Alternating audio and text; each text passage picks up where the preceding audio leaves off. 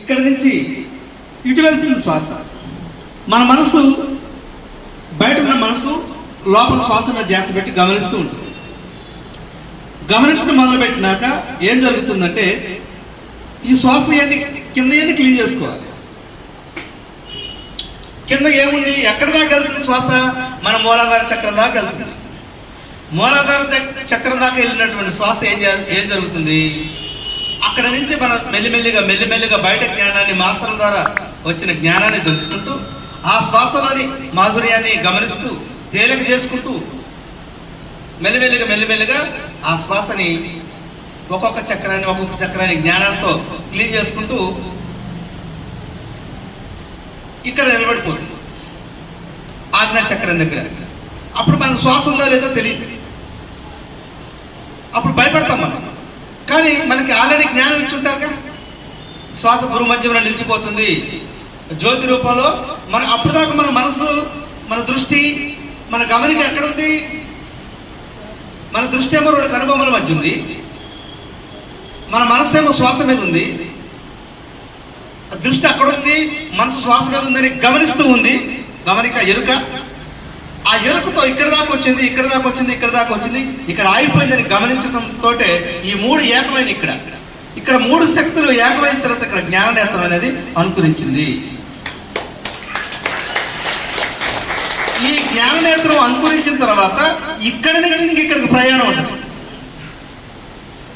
అంటే ఇంకా పైలోకాలకి ఏముంది, అక్కడ ఆ జ్ఞానం ఏముంది, అక్కడికి ఎలా ఏ శక్తి తీసుకోవాలి, పరమాత్మ అంటే ఏంటి, నేనంటే ఏంటి అనేది అక్కడ నుంచి మొదలవుతుంది. అప్పటి వరకు ఈ కింద ఈ చక్రాలు క్లీన్ చేసుకోవటం, జన్మల్ని అర్థం చేసుకోవటం, కొద్దిగా తనకున్న టయాల్లో భగవంతుడి మీద తన మీద దాన ధర్మాలు చేయడం ఇవన్నీ చేస్తుంది. కానీ ఎప్పుడైతే జన్మ పరంపరలో తన జ్ఞానవంతుడు ఎప్పుడైతే అనుకరిస్తుందో అప్పుడు శ్వాస ఇక్కడ, దృష్టి ఇక్కడే, మరి ఎరుక ఇక్కడ జ్ఞాననేత్రం ఓపెన్ అయిపోతుంది. అప్పుడు ఆ జ్ఞానాన్ని అంతా కూడా మనకు తెలిసిపోతుంది. నేను ఆత్మని, ఆత్మ ఇలా ఉంటుంది, చైతన్యం ఇలా ఉంటుంది అని కొంత సమాచారాన్ని స్వీకరించి దాన్ని రీసెర్చ్గా డీకోడ్ చేసుకొని ఆ పద్ధతులన్నీ కూడా అలవరుచుకుంటుంది. అయితే ఇంకొక స్టెప్ పెరుగుతాం, ఎలా క్లీన్ చేసుకోవాలి, ఎలా ఉంటారు వాళ్ళు? మనం ఇందాక చెప్తున్నాం తమో గుణంలో ఎలా ఉంటారు. ఈ తమో గుణంలో ఎలా ఉంటారు అనే దానికి వాళ్ళు ఎలా ఆలోచిస్తారు, ఎలా ఉంటారంటే, ఏ జంతువుకి దేవుడు అవసరమా? దేవుడిని మొక్కుతాయా? అవసరం లేదు. వాడు మేత దొరికి చాలు, వాళ్ళకున్న స్థితి అలా. మరి అలాంటి మొట్టమొదటి జన్మలో ఉండే వాళ్ళకి ఎలా ఉంటారు? వాళ్ళు నాస్తికులుగా ఉంటారు. దేవుడు లేడికి ఏం లేడు, దేవుడు అంట దెయ్యం అంట, పుట్టుకొచ్చిందా గుట్టకొచ్చిందా, వాడు మాంసం ఏదో దొరికింది కడుపు నిండా తినేసి తాగేసి పడుకుంటాడు. వాడికి అదే తెలుసు. వాళ్ళు ఎక్కడ ఉంటారు? మూలాధార చక్రంలో ఉంటారు. మొట్టమొదటి జన్మది వాళ్ళని ఏమంటాం? నాస్తికులు అంటాం. మరి స్వాధిష్టాన చక్రం భూతత్వానికి సంబంధించింది మూలాధార చక్రం. వాళ్ళు ఆ భూమి తిరిగి ఒకసారి వచ్చారు కాబట్టి మూలానికి ఏదైతే ఉందో ప్రక్రియ తిట్టలు నిలబడడం. మూలం ఏంటి? పంచభూతానికి వచ్చిన ఆహారాన్ని సేవించి పడుకోవడం. స్వాధిష్టాన చక్రం వచ్చేసరికి కదా స్వ అధిష్టానం ఇక్కడ రెండవది. మొదలు ఉంటూ కొంత గడిచిన తర్వాత స్వ అధిష్టానికి అంటే తన సొంతంగా ఏదో కావాలని దాంతో వస్తారు. వాళ్ళు ఎలా ఉంటారంటే, వాళ్ళకి ఏం పేరు పెట్టారంటే ఆస్తికులు. నేను కాకుండా ఏదో ఉంది. మొట్టమొదటి జన్మలో అంతా ఇదే, తింటం పడుకోవడం.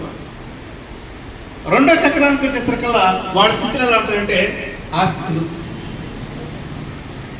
ఉన్నాడు దేవుడు, కానీ దేవుడిని పట్టుకోవడానికి అనేక మాధ్యమాలుగా పోరాడుతుంది. మూడో చక్రం ఏంటిది? మూలాధార, స్వాధిష్టానం, మణిపూరక చక్రంలో ఉన్న స్థితి కలిగిన వాళ్ళు ఎలా ఉంటారు, ఎలా బిహేవ్ చేస్తారు? వాళ్ళు పండితులుగా ఉంటారు. ఈ పండితులు ఏం చేస్తారు?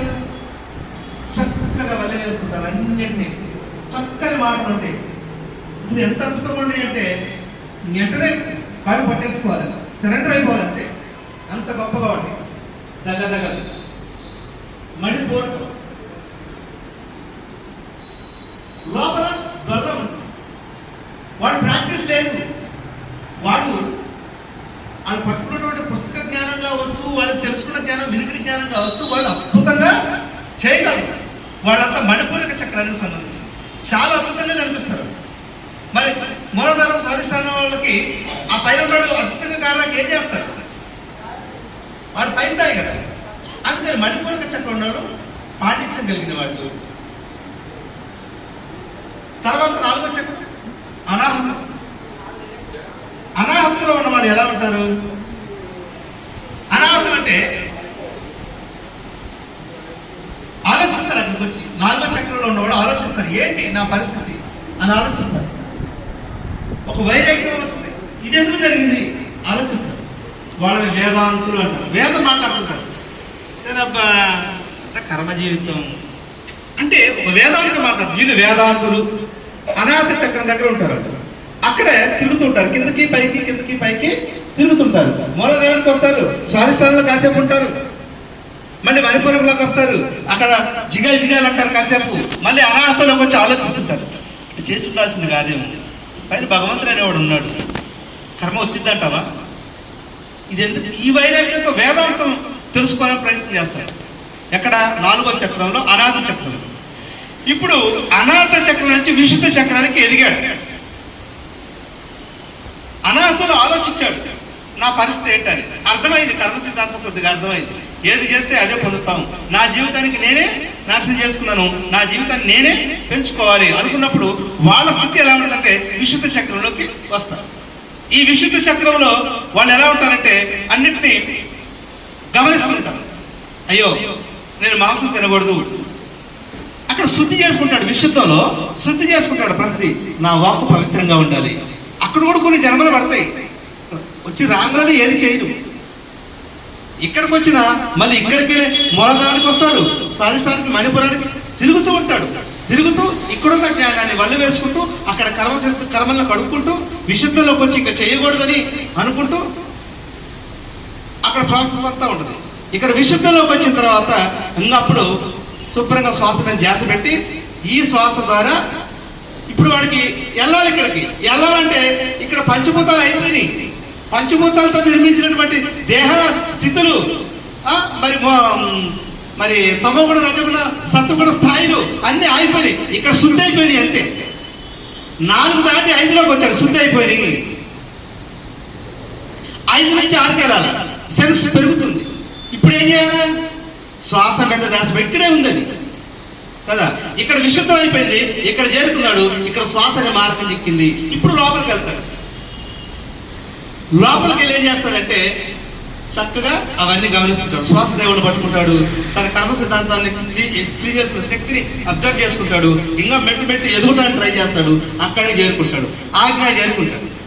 ఆజ్ఞ చేరుకున్నాక మళ్ళీ కిందకి వస్తుంటాడు, పైకి వెళ్తుంటాడు, కిందకి వస్తుంటాడు, పైకి వెళ్తుంటాడు. అలా జరుగుతున్న క్రమంలో ఇప్పుడు మనం ఎక్కడున్నాం? మనం ఆజ్ఞ దగ్గర ఉన్నాం. మరి ఎంత దూరం వచ్చామండి? ఆజ్ఞాకి వచ్చినా కూడా మూలాధారం ఆలోచన బాగలేదు, స్వాధిష్టాన ఆలోచన బాగలేదు, అనాహత ఆలోచన బాగలేదు. ఎందుకు? దాని పట్ల శ్రద్ధ తగ్గింది. అందుకే మీరు జన్మ పరంలో పోగు చేసుకున్నారు కాబట్టి మీరు ఆరాధన సంపాదించారు, కానీ శ్రద్ధ లేదు. ఎందుకు శ్రద్ధ లేదు? తమోగుణం ఉంది, రజగుణ యొక్క వ్యవహార శైలి. కాబట్టి ఆ వాసనల వల్ల మనం మన స్థితిని కూడా కోల్పోయాం. మన గత జన్మను సంపాదించుకున్నాం, ఆ సంపాదించుకున్న వాసనలు బట్టి మనం ఈరోజు ధ్యానంలో కూర్చున్నాం, లేక రాలేదు. కానీ వచ్చాం, కానీ ఇంక ఎక్కడో మరుపు ఉంది, మనస్సు ఇంకా కూర్చోవట్లేదు. అంటే అక్కడ కూడా మనం కాస్త జ్ఞానాన్ని స్వీకరించుకోవాలి. మన గురించి మనకి బలమైనటువంటి విషయాలు తెలుసుకోవాలి. అలా విషయాలు తెలుసుకున్నప్పుడే అద్భుతంగా ఉంటుంది. అక్కడ ఏ విషయాలు తెలుసుకున్నాం? మన శక్తి వృధా అయిపోతుంది. ఇప్పుడు ఏం తెలుసుకున్నాం? ఇంత రాంగపంగా మన శక్తి వృధా అవుతుంది. ఎక్కడ వృధా అవుతుంది? ఒకటి, మనం సమయం తక్కువ ఉంది కాబట్టి మనం మెయిన్ మ్యాటర్ మాట్లాడుకుందాం. మన శక్తి వృధా అయిపోతుంది కూడా గమనించాలి.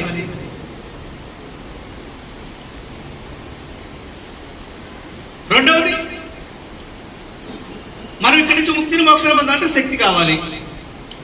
ఈ రెండు ఎక్కడ దాగున్నాయి? జ్ఞానం అనే దాంట్లో దాగుంది. ఏంటి ఆ జ్ఞానం? నా ఆలోచన ద్వారా నా శక్తి ఖర్చు అవుతుంది. నా ఆలోచన నిలపటం వల్ల, గమనించడం వల్ల నాకు శక్తి వస్తూ ఉంది. నిద్రలో నా మనసు లేదు, ఆలోచన లేదు, నాకు శక్తి వస్తుంది. మరి నిద్ర ఇలా వెన్నుని భూమికి సరళంగా పడుకోబెడతాం కాబట్టి ఆ చక్కగా అది నిండదు. ఈ బాటిల్ ఉంది, దీన్ని పట్టుకోబెట్టి నింపితే సగమే నిండుతుంది, ఫుల్గా నిండదు. దీన్ని ఇలా పెట్టి పోస్తే నిండుగా నిండుతుంది. అందుకే మనం ఏం చేస్తున్నాం? హాయి ఇక్కడ కూర్చుంటున్నాం, చక్కగా ప్రాణశక్తిని లోపలికి నింపుకుంటున్నాం. నింపుకున్న దాన్ని మనసుకు అందించకుండా గంట 2 గంటలు నిలబెట్టుకుంటున్నాం కాబట్టి మనలో ఒక ప్రశాంతత అనేది మొదలవుతుంది. ఆ ఎనర్జీ మనకు తెలుస్తుంది. ఏదో బాగుందండి, ధ్యానంలోకి వచ్చినాక కొంచెం తల్లైపోయిందండి, మనకు తెలుస్తుంది కదా. ఎందుకు ఏదో జరుగుతున్నాయి అంటే, మనం రోజువారీ జీవితంలో ఖర్చు చేయాలి. ఆ గంటకి 6000 ఆలోచనలు అనుకుందాం. మరి గంటకి 6000 ఆలోచనలు ఖర్చు చేయాలి, మిగలబెట్టావు. దాన్ని ఎట్టక్కడ సాగేసి ఆ శ్వాస చుట్టూ తిప్పి ఎట్ట కూర్చోబెట్టిన తర్వాత నీకు ఆలీబాబా అద్భుత దీపం అనేది ఇంక మొదలైన తర్వాత గంట సేపులో 6000 ఖర్చు మిగిలిపోయింది, ఇంకొక 6000 శక్తి నువ్వు సంపాదించుకున్నావు. అలా గమనించుకొని కొన్నాళ్ళకి ఏం చేస్తావంటే నువ్వు జ్ఞాన భాండాగారం అయిపోతావు. నువ్వు కళ్ళు తెరిచినా కూడా ఇంకా ఆలోచనలు ఉండవు. కళ్ళు తెరిచిన ఆలోచన లేని స్థితికి రావడం అంటే అహం బ్రహ్మాస్మి స్థితి. వాళ్ళు సహస్రాలలో ఉంటారు.